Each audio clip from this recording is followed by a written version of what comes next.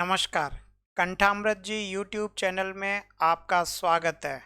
कक्षा 10वीं के विद्यार्थी हिंदी विषय के अंतर्गत अध्याय 3 पढ़ रहे हैं, सवैया एवं कवित्त।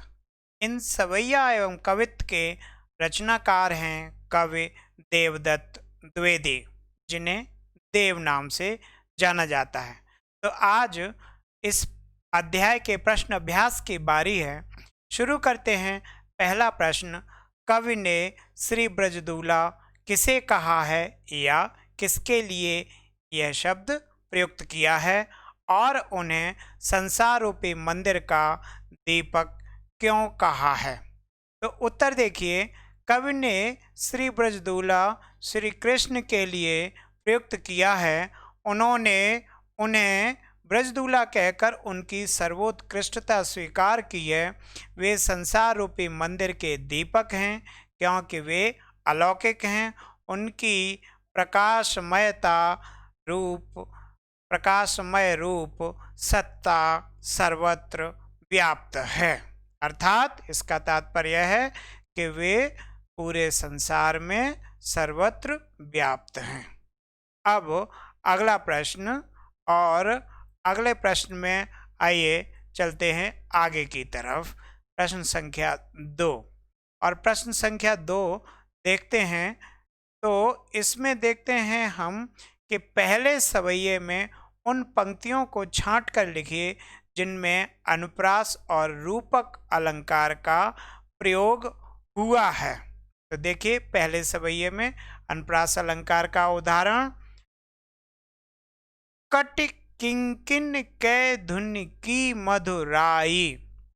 यहाँ इस पंक्ति में देखें, क वर्ण की एक से अधिक बार आवृत्ति हुई है, इसलिए यहाँ अनुप्रास अलंकार है। आगे देखें, ख सांवर अंग लसें पट पीत ये हो लसें बनमाल सुहाई। यहाँ देखिए आप, इस पंक्ति में प वर्ण, व वर्ण और ह वर्ण की एक से अधिक बार आवृत्ति हुई है, इसलिए यहाँ अनुप्रास अलंकार है। अब देखिए रूपक अलंकार का उदाहरण, क मंद हसी मुख चंद जुनाई। इस पंक्ति में श्री कृष्ण के मुख की समानता चंद्रमा से की गई है। उपमेय में उपमान का आरोपण किया गया है, इसलिए यहाँ रूपक अलंकार है। आगे देखिए, ख जय जग मंदिर दीपक सुंदर। इस पंक्ति में संसार की समानता मंदिर से की गई है, इसके कारण उपमेय में उपमान का आरोपण है, इसलिए यहाँ रूपक अलंकार है। अब आइए अगले प्रश्न की तरफ। प्रश्न संख्या 3 देखिए, निम्नलिखित पंक्तियों का काव्य सौंदर्य स्पष्ट कीजिए। और पंक्तियां इस तरह हैं, पायन नूपुर मंजु बजें, कट किंकिन कै धुन की मधुराई, सांवर अंग लसें पट पीत ये हो लसें बनमाल सुहाई। देखिएगा, इन पंक्तियों में देवदत्त द्विवेदी ने ये पंक्तियां जो रची हैं, श्री कृष्ण के पैरों में पायल बहुत मधुर ध्वनि दे रही है, अर्थात बज रही है, और कमर में पड़ी हुई कमरबंद मधुर ध्वनि उत्पन्न कर रही है। देखिए आगे देखिए,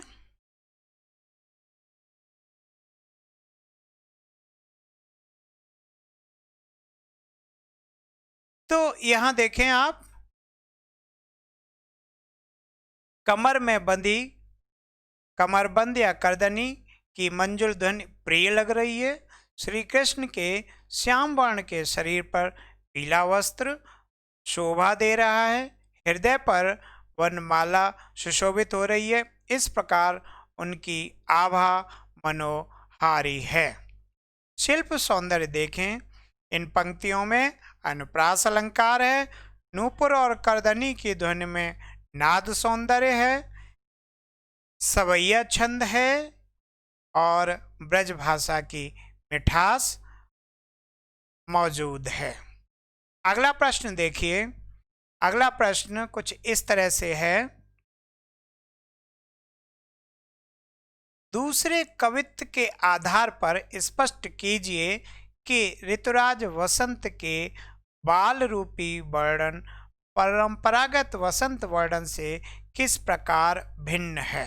देखिएगा उत्तर में, प्रायः कवि वसंत को उद्दीपन के रूप में प्रस्तुत करते हैं और फूलों का सौंदर्य, नव प्रस्फुटित कोपलें आदि ये जो है उद्दीपन के रूप में प्रस्तुत की जाती हैं। किंतु यहाँ उस परंपरा से हटकर देव ने स्नेह के प्रतीक शिशु के रूप में वसंत की कल्पना की है। पुत्र वसंत के लिए डालियों का पालना और नव पल्लवों का बिछौना आदि बिछाया है। तो यहाँ शिशु रूप में वसंत की कल्पना की गई है। तो यहाँ आप देख सकते हैं कि मानवीकरण अलंकार है। अब प्रश्न 5वें की तरफ बढ़ते हैं। देखिए प्रश्न 5वां। प्रातः जगावत गुलाब चटकारी दे, इस पंक्ति का भाव स्पष्ट कीजिए। तो आप जानते ही हैं कि जो भाव स्पष्ट करना है सभी के एक समान नहीं हो सकते, अलग अलग तरह से हो सकते हैं। कविता में इस तरह की प्रायः छूट होती है, लेकिन केंद्रीय भाव एक ही होता है। देखिए उत्तर। वसंत ऋतु में गुलाब सूर्य किरणों के स्पर्श से चटक उठता है और खिल उठता है। गुलाब के चटकने या खिलने में कवि ने कल्पना की है कि गुलाब चटक कर शिशु वसंत को जगाता है। इस प्रकार कवि ने गुलाब पुष्प का मानवीकरण किया है। ठीक है, आगे देखते हैं अगले प्रश्न की तरफ। अगले प्रश्न की तरफ बढ़ते हैं। ऊपर वाले ही प्रश्न में देख लीजिएगा कि ऐसा लग रहा है जैसे कि सोए हुए वसंत को गुलाब जो है अपने चटकने की ध्वनि के साथ जगा रहा है। अब अगले प्रश्न की तरफ बढ़ते हैं। प्रश्न संख्या 6। चांदनी रात की सुंदरता को कवि ने किन किन रूपों में देखा है। देखिएगा, चांदनी रात की सुंदरता अपनी कल्पना के सागर में कई रूपों में इन कविदेव ने देखी है। जैसे स्फटिक शिलाओं से निर्मित सुधा मंदिर के रूप में, आंगन में उमड़ते हुए दूध के झाग के रूप में और अंबर रूपी दर्पण के रूप में चांदनी को देखा है। और भी विस्तार से व्याख्याएं हो सकती हैं। जैसे चांदनी में चांद के प्रतिबिंब में राधा रानी की छवि का आभास भी देखा गया है। तारे नायिका का वेश धारण कर अपनी सुंदरता की आभा को समस्त आकाश में बिखेर रहे हैं। तो इस तरह से भी विस्तृत व्याख्या की जा सकती है। आगे देखिए प्रश्न संख्या 8। तीसरे कवित्व के आधार पर बताइए कि कवि ने चांदनी रात की उज्ज्वलता का वर्णन करने के लिए किन किन उपमानों का प्रयोग किया है। तो देखिएगा, कवि ने चांदनी रात की उज्ज्वलता का वर्णन करने के लिए स्फटिक शिला से बने मंदिर का, ठीक है, और दही के समुद्र का